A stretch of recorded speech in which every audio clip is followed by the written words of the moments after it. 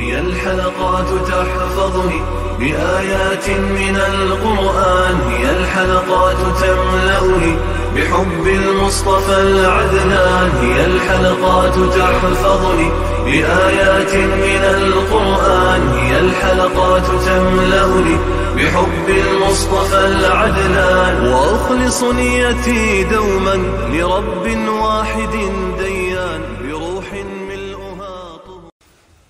Sure Naziat tefsiri 1. ayetten başlayıp okuyumuz inşallah. Bismillah, elhamdülillah ve salatu ve selamu ala Resulillah. Esselamu aleyküm ve rahmetullahi ve berekatuhu. Tövende dehtanlığa İbn Kesir rahimahullah'ın Kur'an-ı Kerim tefsiri Uygurca tercümesi Naziat suresi 1. ayetten başlayıp okuyumuz inşallah. Euzubillahimineşşeytanirracim. Sure Naziat Mekke'de nazil bolgan 46 ayet. Bismillahirrahmanirrahim. Nihayeti şefkatlik ve mihriban Allah'ın ismi bilen başlayman. Kuffarlarning canlarını qattiq tatib ağcı perişteler bilen qasam ki, mu'minlarning canlarını siyliq ağcı perişteler bilen qasam ki, Allah'ın emrini asmandan tiz elip düşküçü perişteler bilen qasam ki, mu'minlarning canlarını elip cennetke ilgirligiçi perişteler bilen qasam ki, Allah'ın emri bilen kainatning işlerini başqurguchi perişteler bilen qasam ki, sizlar çoqum terildirilsizlar. Sizlardan çoqum hesap elinidi. Bu gün, yani kıyamet günüde zimin ve onundaki şey ile koşulup tevreydi. Onun aksıdilla asman ve onundaki şey ile koşulup tevreydi. Bu günde dillani, yani kuffarlarning dillerini qo'rqinish basıdı. Şu dillarning egillerinin közleri qo'rqinishdan tikilip qarayolmaydi. Ular aytadi: Rastlı biz avvalgi holatimizga qaytirilamdiq. Yani ölgenden keyin terilamdiq. U bizning chirigan so'ngak bo'lib qolgan vaqtimiz emasmi? Ular aytdi: Undaq bo'ladigan bo'lsa, bu yani ölgenden keyin terilish ziyonli qaytishdir. Yani biz ölgenden keyin terildigan bo'lsak, devzaq ahli bo'lganligimiz uchun ziyon tortqichilarmiz. Bir sayha, yani İsrafilning sur çelişi bilenla, ular yani cemi haloyiq yer ostidan ziminning ustiga chiqib qoladi. Allah Teala'nın 5 türlük perişteler bilen kıyametning çoqum bo'ladiganligiga qasam qilganlik to'g'risida. Kuffarlarning canlarını qattiq tartib olg'uchi perişteler bilen qasam ki, Abu Mas'uda, İbn Abbas, Masruq, Said ibn Jubayr, Abu Salih, Abu Zuha ve Suddi qatarlıqlar, ular insanlarning canlarını tartib oladigan periştelerdir dedi. Perişteler içinde insanların canlarını qattiq ve qiynab oladigan perişteler mi var? Şundaqla yana ularning içinde insanların canlarını nihayeti yumşaq ve siyliq oladiganları mı var? İnsanların canlarını siyliq oladigan perişteler bolsa, Allah Teala'nın mu'minlarning canlarını siyliq olg'uchi perişteler bilen qasam ki degan oyatida bayon qilindi. Bu ayette köz tutulganlar şu periştelerdir. Bunu İbn Abbas bayan kıldı. Allah'ın emrini asmandan tiz elip düşküçü perişteler bilen qasam ki, mu'minlarning canlarını elip cennetke ilgirligichi perişteler bilen qasam ki, Allah'ın emri bilen kainatning işlerini başqurguchi perişteler bilen qasam ki, sizlar çoqum terildirilsizlar. Sizlardan çoqum hesap elindi. Kıyamet gününün qandaq bir gün ekanligi, kishilarning holining qandaq bo'lib ketadiganligi va ularning qiyomat kuni haqida deyishadigan so'zlari to'g'risida. Bu gün, yani kıyamet günü de zimin ve onundaki şey ile koşulup tevreydi. Onun aksıdınla asman ve onundaki şey ile koşulup tevreydi. İbn Abbas bu birinci ve ikinci sur çelingan vaqtdir dedi. Mujahid, Hasan, Qatada, Zahhak ve başqalarmı bu vaqt şundaq dedi. Mujahid birinci sur çelinganda Allah Teala'nın bu gün yani kıyamet günü de zimin ve onundaki şey ile koşulup tevreydi degan ayetde bayan kılıngan iş yüz berdi. Allah Teala bu vaqtda bu günde zimin ve tağla qattiq tevreydi dedi ve ikinci sur çelinganda Allah Teala'nın onun aqsıdla asman ve onundaki şey ile koşulup tevreydi degan ayetde bayan kılıngan iş yüz berdi. Allah Teala bu vaqtda zemin ve tağla orunlarından kötürülüp bir-biriga urilib, uvilib ketgan chaqda bu kunda cho'ng ish, ya'ni qiyomat yuz berdi dedi. Bu kunda dillarni, ya'ni kuffarlarning dillarini qo'rqinish bosadi. Shu dillarning egillarining ko'zlari qo'rqinishdan tikilib qaraya olmaydi. Ya'ni şu dillarning egillarining ko'zlari ishlarning nihoyat ig'irligini ko'rib, tikilib qaraya olmay, to'van xar holatga tushib qoladi. Ular aytadi: "Rasululloh, biz avvalgi holatimizga qaytarilamdik, ya'ni o'lgandan keyin terilamdik." Mujahid: Quraysh mushriklari va qiyomatni inkor qiladigan boshqa mushriklar özlerinin bu sözü bilen özlerinin kabirlerine kirip boğandın keyin qayt terilişini yirak sanamakçı boğandır dedi. Yani özlerinin tenleri tutma bulup söngekleri çirip ketkendiğin keyin qayt terilişini yirak sanamakçıdır. Şuna ula mundaq dedi. O bizning çirigen söngek bulup qalğan vaxtımız emas mı? Undaq bo'ladigan bo'lsa, bu yani o'lgandan keyin terilish ziyonli qaytishdir. Ya'ni biz o'lgandan keyin teriladigan bo'lsak, davzah ahli bo'lganligimiz uchun ziyon tortqichilarmiz. Muhammad ibn Ka'b mundaq dedi: Quraysh kafirlari agar Alloh Taala biz o'lib ketgandan keyin rostdanla qayt terildiradigan bo'lsa, biz elbette ziyan tatqıçılardan bo'lamiz dedi. Bir sayha, yani İsrafilning sur çelişi bilenla ula, yani cemi halayiq, yani yer astidan ziminning ustiga chiqib qoladi. Yani bu iş faqat Allah Teala'nın bir qitim bergan buyrug'i bilenla bo'ladi. Allah Teala İsrafilga sur çelişki buyruk berdi. İsrafil ölüklerinin kabirden terilip çıkış surunu çalıdı da ilgiri ve keyin kömülgen barlıq kişiler Rabbinin aldıda özlerinin nimigi buyurulduğanlığı qarab turuşudu.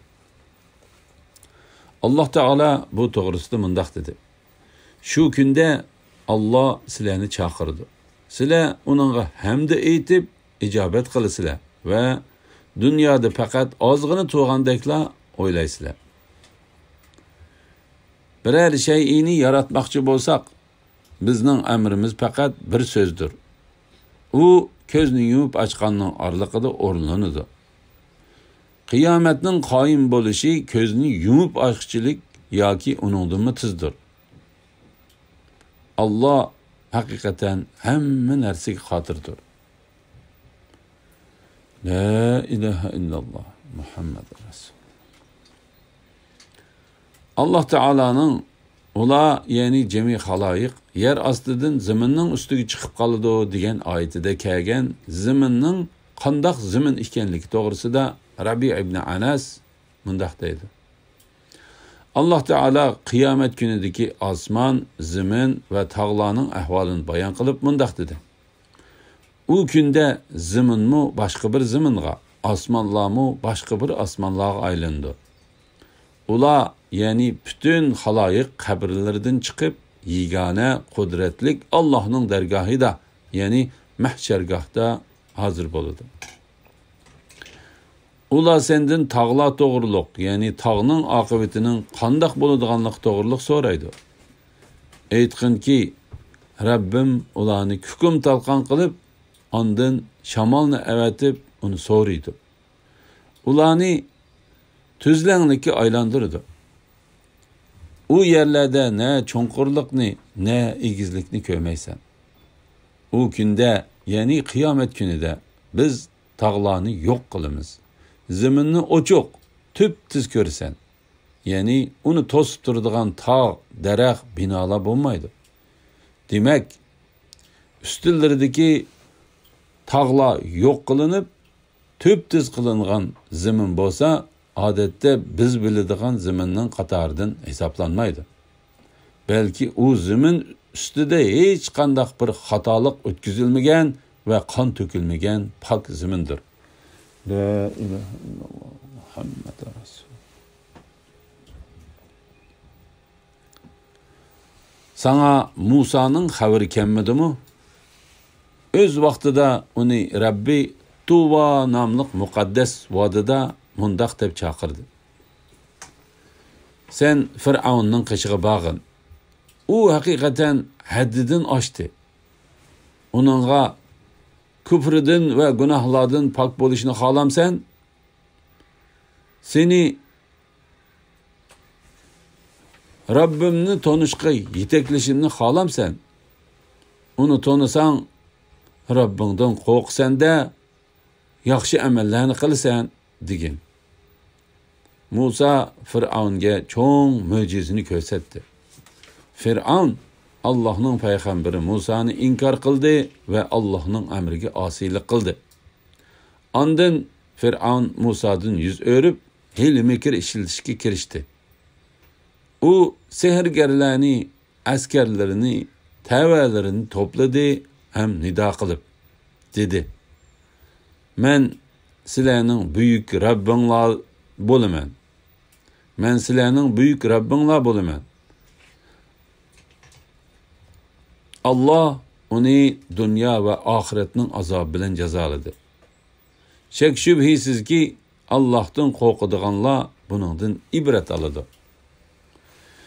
Musa aleyhisselam'ın kıssasının bayanı ve onun Allah Teala'dan korkanlar için ibret ikenlik doğrusudur. Allah Teala bendisi ve peygamberi Musa aleyhisselam hakkında peygamberi Muhammed aleyhisselam'a haber verip özünün Musa aleyhisselamni Fir'avnga payg'ambar qilib avatganligini ve uni har xil mo'jizalar bilan kuchlantirganligini. Biroq Fir'avnning taki Allah Taala uni g'olib, qudratli holatda turib halok qilganga qadar o'zining kufrligida va haddidan eshishida davom qilganligini bayon qildi. Hamda menga yani Peygamber aleyhisselam demekçidir. Ve sen elip kelgen hakikatki karşılık göstergen adamның akıbeti en şundaq boludu dedi. Şuna Allah Teala kıssının ahırda mundaq deydi.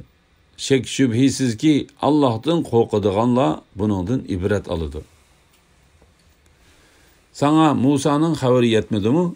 Yani sen onun haberini anlamadın mı?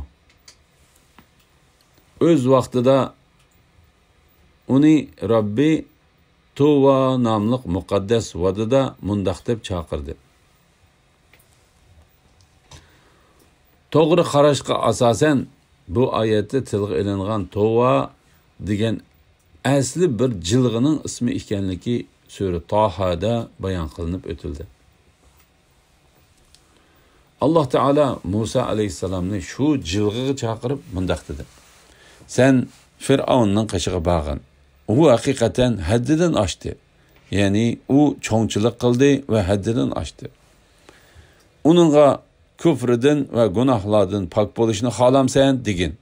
Yani sen uningga sen islomga kirishga va Alloh Taolaga bo'ysunishga yetaklaydigan yo'lni qabul qilamsan degin.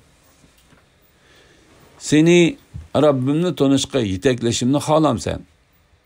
Uni tanısang, Rabbingdan qo'rqsanda yaxshi amallarni qilasan degan. Ya'ni men seni Rabbingga ibodat qilishga boshlab qo'yaman. Agar sen Alloh taologa ibodat qilsang, sening diling qo'pollik, ma'naviy kirlikdan va yaxshilikdan yiroq bo'lgan holatidan o'zgarib, kamtar, Alloh taologa bo'ysunguchi va Alloh taolodan qo'rquvchi holatiga keladi degan. Musa Fir'avnga cho'ng mo'jizani ko'rsatdi.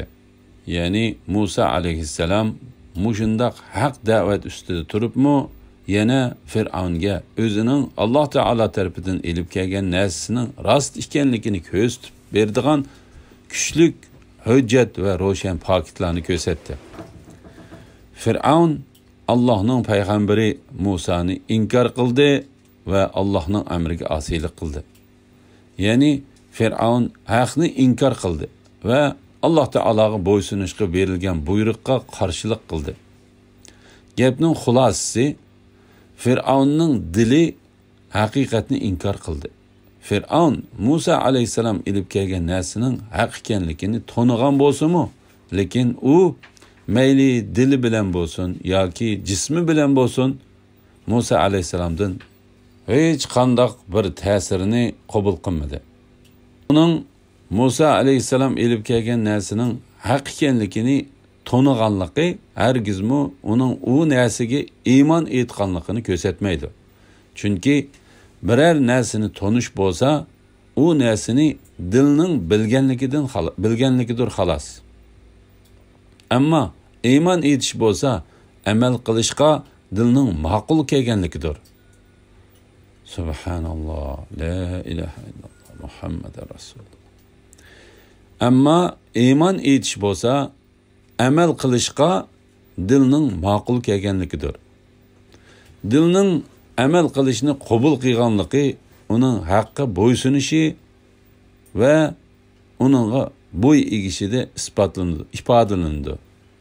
Ya'ni Fir'avnning dili Musa alayhissalom ilib kelgan narsaning haq ekanligini tonigan bo'lsa-mu, lekin uning dili uning qarata hech qanday amal ko'rsatmaganligi uchun uni iymon etdi deyishga bo'lmaydi. La ilaha illalloh Muhammadur Rasululloh. Ondan Fir'avn Musadan yüz o'rib hili mekir ishlatishga kirishdi. Ya'ni Fir'avn haqqa nahaq bilan qarishtirishga kirishdi. Bo'lsa-mu, uning Musa alayhissalom ilib kelgan odamni hayron qoldiradigan mo'jizalarga sehrgarlar bilan qarishtirish uchun sehrgarlarni bir yerga to'plaganligidir. U sehrgarlarni askarlarini, tabalarini to'pladi ham nido qilib dedi: "Men sizlarning buyuk Rabbinglar bo'laman." İbn Abbas ve Mücahid, Fir'avn, "Ey kattalar, men o'zimdan boshqa yana bir ilohning borligini bilmayman" degan so'zni qilib, 40 yil o'tgandan keyin "Men sizlarning buyuk Rabbinglar bo'laman" degan so'zni qildi dedi. Allah onu dünya ve ahiretning azobi bilan jazoladi. Ya'ni Alloh taolo uningdan shunday bir intiqom oldiki, uni dunyoda va oxiratda uningdek haddidan oshganlar uchun ibrat qildi. Alloh taolo bu vaqtda mundaq dedi: "Ular bu dunyodami, qiyomat kunidami la'natga uchraydi. Ularga berilgan ikkili dunyoda la'natga uchrashdan iborat bu sovg'a nima degan yomon? Ularni biz devzaqqa undaydigan peshvolar qildik. Ya'ni ularni biz dünyada gumrohlar ergishadigan kufrning boshliqlari qildik. Qiyomat kuni ular yordamga erisha olmaydi. Ya'ni qiyomat kuni ulardan azobni dab'i qiladigan madadkor bo'lmaydi. Shek shubhisizki Allohdan qo'rqadiganlar buningdan ibrat oladi. Ya'ni buningda nasihatni qabul qilib yomonliklardan qaytadigan kishilar uchun ibrat bor. Elhamdülillah, yuqorida Sura Naziat tafsiridan 26 oyatgacha angladinglar. oxirini keyin qitimliq o'qishimizda davomlashtiramiz inshaalloh. Va sallallohu ala Muhammad va ala alihi va sahbihi ajma'in. Assalomu alaykum va rahmatullohi va barakatuh.